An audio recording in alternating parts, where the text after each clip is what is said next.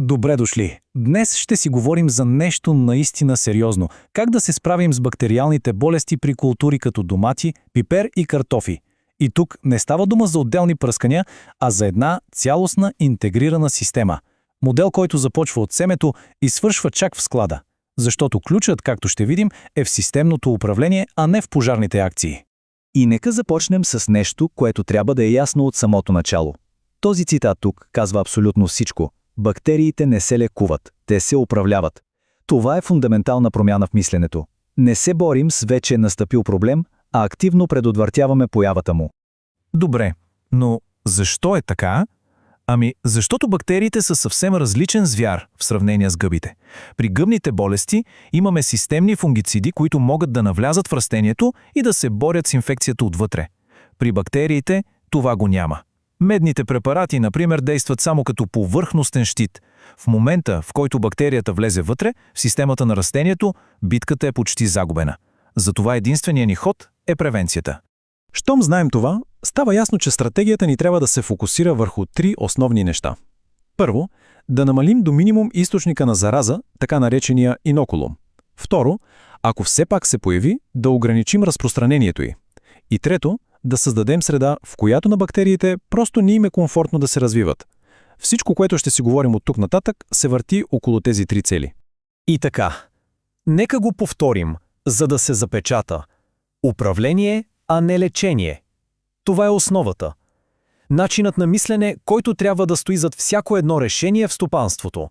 От избора на семе до това кога и как се влиза в посева. Супер! А сега да видим как точно става това на практика. Всичко започва, разбира се, много преди да видим и едно растение в полето. Започваме от основата – дейностите преди засаждането. Първата, наистина първата линия на защита е да започнем на чисто. Това означава само и единствено сертифицирани семена и разсад. Просто е задължително. Така си гарантираме, че не внасяме в полето си бомби с закъснител, като клавибактер, хризантомонас или ралстония, която е една от най-опустошителните бактерии в света. Но освен сертификата, има и още нещо, което може да се направи и като допълнителна застраховка.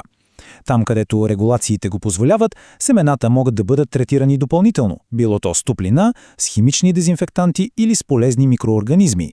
Целта е да се елиминира всякаква повърхностна зараза. Окей, осигурили сме семената, но те не растат във вакуум, нали? Сега погледът се насочва към средата, в която ще се развиват. Почвата и водата са следващата критична бариера в нашата отбранителна система. Водата? Често я подценяваме, но тя може да бъде истинска магистрала за разпространение на болести. Патогени като ралстония или пектобактериум се движат перфектно в нея. Затова контролът върху източника на вода, дали е кладенец, дали е язовир, е абсолютно ключов. Трябва да е защитен от оттичане на вода от заразени площи. Добре, подготвили сме всичко. Чист старт, чиста среда. Сега обаче започва истинската битка, активната защита, докато растенията растат и се развиват в полето или в оранжерията. Тук не говорим за едно единствено решение. Това е цялостна система, един механизъм с 5 зъбни колела, които трябва да се въртят заедно. Микроклимат, санитария, химична профилактика, биологична поддръжка и, разбира се, хранителен баланс. Ако едно от тях липсва, системата не работи. Нека започнем с микроклимата. Знаете ли, наличието на свободна вода по листата за повече от 6 до 8 часа е все едно да оставите отворена врата за бактерии като ксантомонас и псудомонас. В оранжериите това означава безкомпромисен контрол на влажността и вентилацията. На полето да се избягва дъждуването на всяка цена. Следва санитариатата. Тук човешката дейност е ключова. Инструментите, ръцете, те могат да се превърнат в оръжия за масово разпространение на заразата, особено при клавибактер. Затова дезинфекцията на всеки инструмент след всяко растение не е препоръка, а закон. И ако се намери заразено растение, то се отстранява веднага с корена и се унищожава. Никога не се компостира. А химията? Къде е нейната роля? Важно е да сме наясно. Медните препарати са като бодигард на входа. Те пазят отвън. Намаляват бактериалния натиск по повърхността на растението. Но ако проблемът вече е влязвал вътре, в съдовата система, те са напълно безсилни. Ролята им е изцяло превантивна. Храненето – това е все едно да строим имунитета на растението.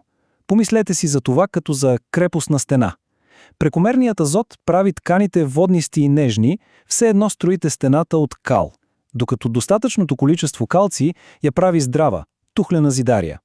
Той заздравява клетъчните стени и прави проликването на патогени много по-трудно. Балансът азот, калий и калций е критичен. Всичко до тук беше за настоящия сезон, но истинското управление гледа много по-напред. Време е за дългосрочната стратегия, която гарантира здравето на стопанството години напред. Това число 3,4 не е просто препоръка. Това е минималният брой години, в които на дадено поле не трябва да се отглеждат култури от същото семейство – домати, пипер, картофи. Това е времето, което е нужно на почвата да се самопочисти от натрупаните патогени. Това е истински дългосрочен ангажимент.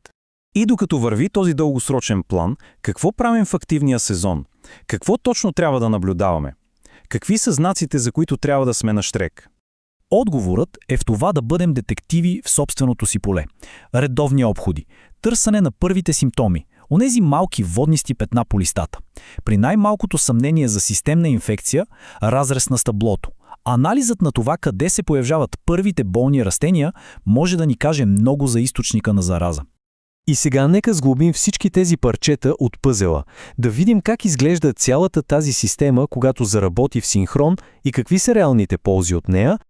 Ето го, пълният интегриран модел в 8 стъпки. Започва се с чист старт, минава се през всички нива, които обсъдихме и най-важното, вижте как е представен. Като цикъл. Това не е списък с задачи, които отмятаме веднъж. Това е начин на работа година след година. Непрекъснат процес. Добре де, но всичко това не струва ли много пари? Точно обратното. Това е най-добрата икономическа застраховка, която може да се направи. Разходите за превенция, за качествен разсад, за дезинфектанти, за правилно торене са несравнимо, ама наистина несравнимо по-ниски от загубите, които една тотална епидемия може да причини. Да не говорим за карантинни проблеми. И за да сме съвсем практични, нека видим кои са онези червени флагове, които могат да провалят абсолютно всичко, дори най-добрите намерения. Ако всяка година болестта тръгва от едно и също място, ако се работи по мокри растения, ако се пропуска дезинфекцията, ако се прекалява с азота и ако се подценяват първите симптоми, това са пробойни в системата. И накрая всичко се свежда до този извод. Управлението на бактериите не е спринт, а маратон. Не е единична битка, а цялостна кампания. И тя изисква най-важното – системно мислене. Нито един препарат, нито едно действие само по себе си не е панацея. Само комбинацията от всички елементи може успешно да държи риска под контрол.